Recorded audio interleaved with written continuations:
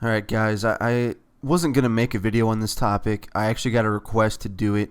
I kind of was just gonna leave it be because I think there's enough YouTubers out there that have already done a good enough job. But I'll try my best to add to the kind of good life advice ethos that's it's building on YouTube right now. It's a somber tone.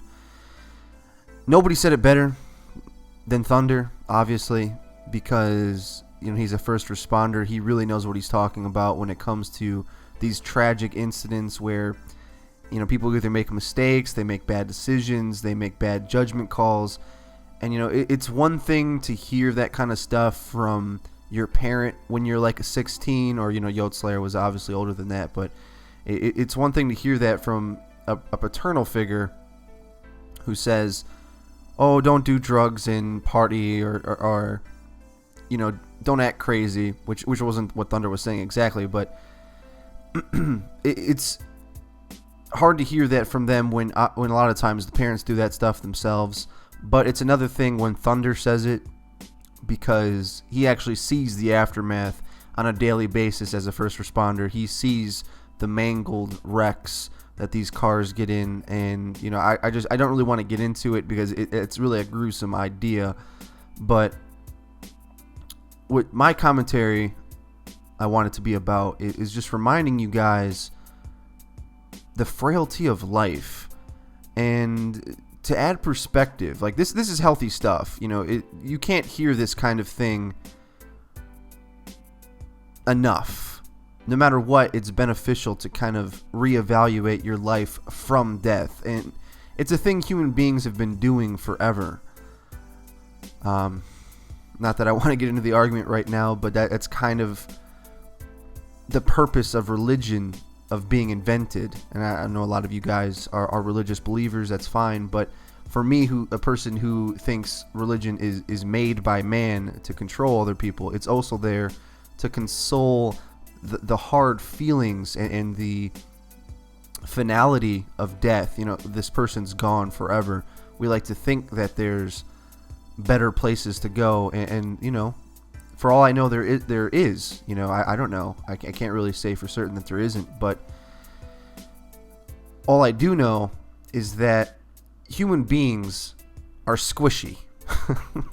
Like, a lot of times people think they're invincible, or they can pull off incredible acts.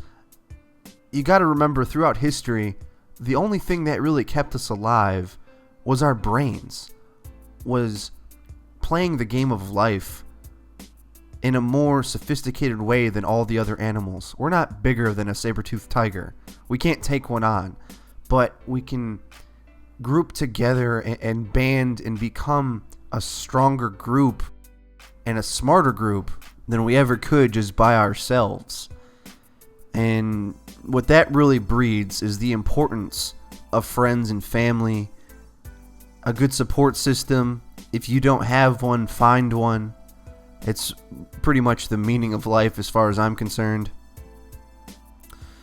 And the last point I want to make here in this little commentary is something that I try to say quite often, and it's a phrase that'll come out when I start doing my commentary stuff, because you might think it's kind of weird to hear this kind of stuff from a guy like me who says incredibly ridiculous stuff, and I'll say even more incredibly ridiculous stuff in the future. But the little phrase I use in my commentaries, and which I'll do when I bring that series back in full force: don't take life too seriously. The reason why I say that is people get bent up about disagreements, about words.